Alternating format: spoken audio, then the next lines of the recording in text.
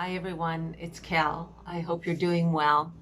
I wanted to pop on and talk a little bit about what's been going on with me. I came back to Canada. I'm trying to sort of reinsert myself into the system. I'm back at the job, and I just wanted to report that this did not solve the dilemma, the internal dilemma. This did not solve anything, and it's not working. So the way I see it is society is becoming exhausted, just like me.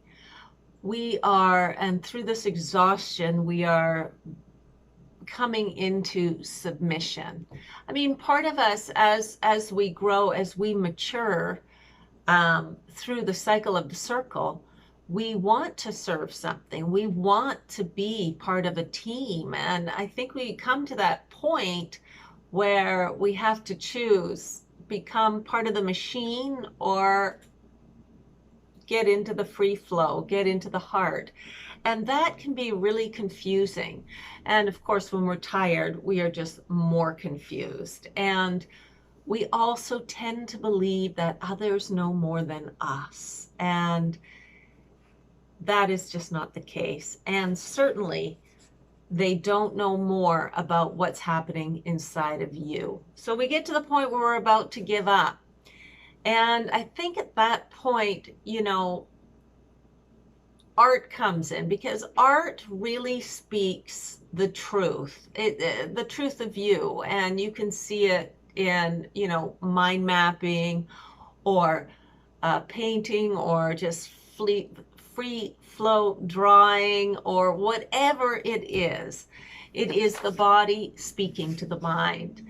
And I feel also that there is a bit of starving going on. I mean, each of us, we want something good. We want to feel satisfied, but nothing seems to fill us up until we begin to meet the heart.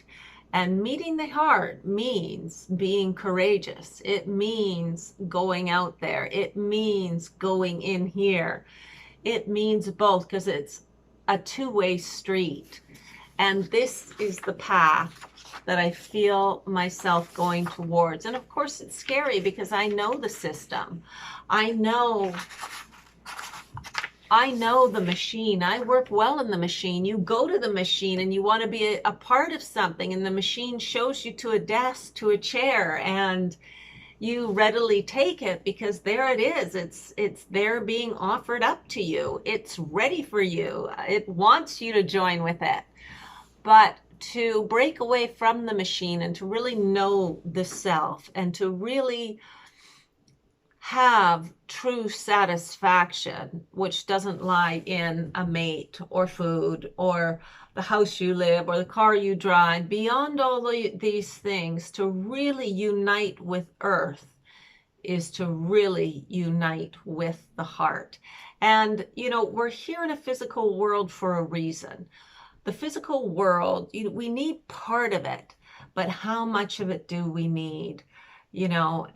So I've started the beginning of the letting go process, which is really hard for me because, I live in a great place by a beautiful ocean in a perfect neighborhood where, large streets, beautiful homes, mowed lawns, like it's so surreal. It's better than Wisteria Lane. And it's hard to let go. We have to remember that we're letting go of a facade. It's the letting go of the facade to go into the deep darkness of the abyss, the real world, to find the self. And how does that path look? Well, you'll be finding out. I'll let you know. I've done it many times before, but I feel that this is the big one. So, of course, they were all big ones, but it gets less and less scary, but then there are more and more things that pop into your mind, because the mind is always comparing with what it knows. So it's comparing itself with media. It's comparing what it's doing with what our parents told us or what our parents believe to be good. It's comparing with the people that we know and what their ideals are. It's comparing with all sorts of knowledge that we are getting from exterior sources that are based on images that have been shown to us. But what happens when we let go of all of that? What happens when we let go of all those attachments to the images and we go into the great unknown, the darkness, to let the truth of the body of the world come forward to us? And one thing I know to be true, because I've done this many times before, is it begins by looking very bleak and very bad. And then up comes the sun.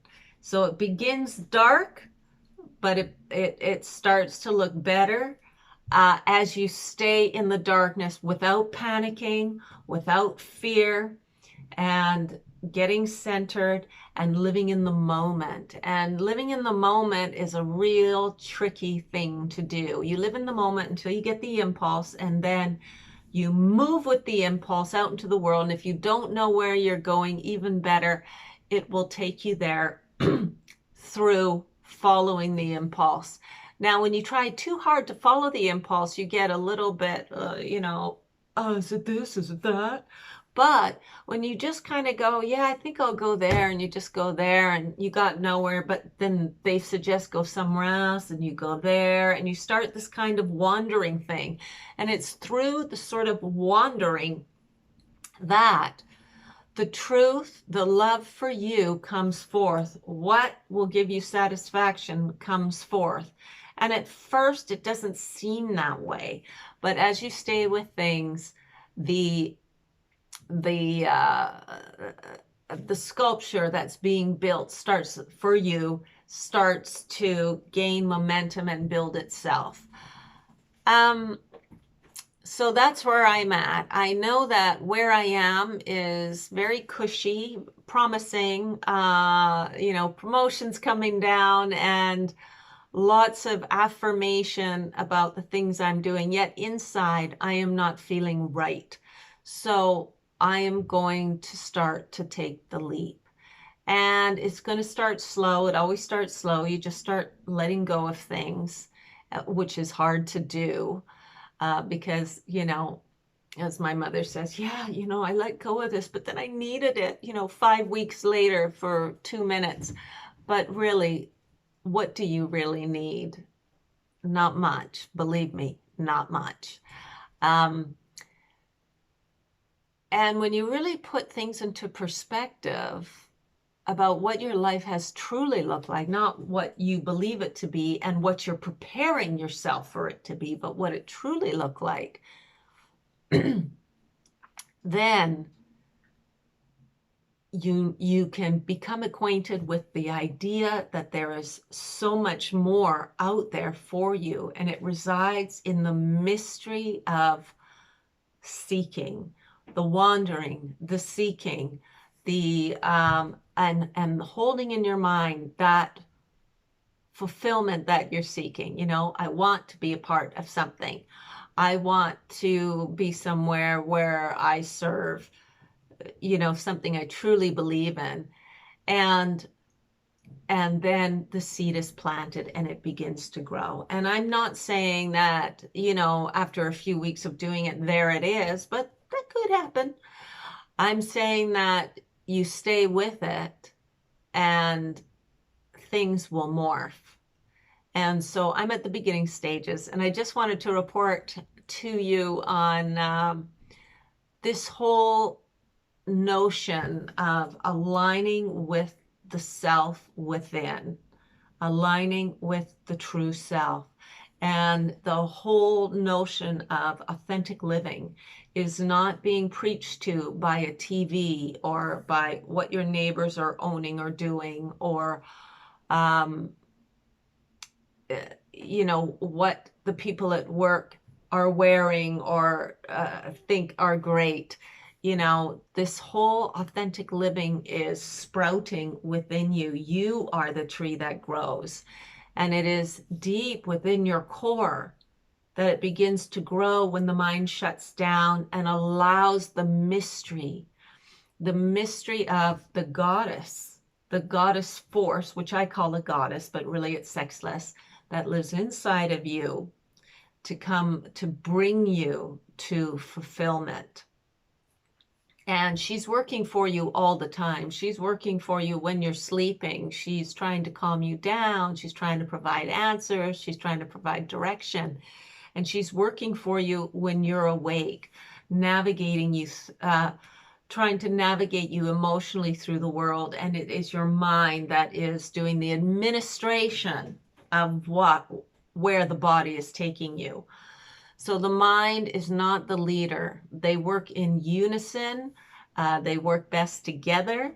It is the invisible force, the goddess portion of you that lives in your core, that is taking you on this authentic journey to find your true self. So getting on the path, just beginning to open yourself to this, and let the mind stuff go is a bit tricky. But I've found that mind mapping or doing art or doing dance or doing any of these things that we think we don't have time for, that builds strength to be able to weather the storms of the mind. I don't know if I can, get this. What if this happens? What if this happens? What if that happens?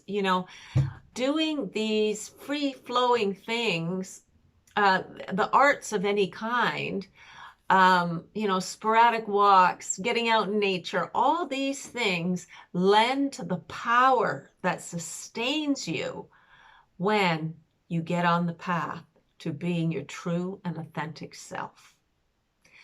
And yeah, that's all I want to share with you today. I hope you're all doing well, and I look forward to seeing you soon. Bye for now.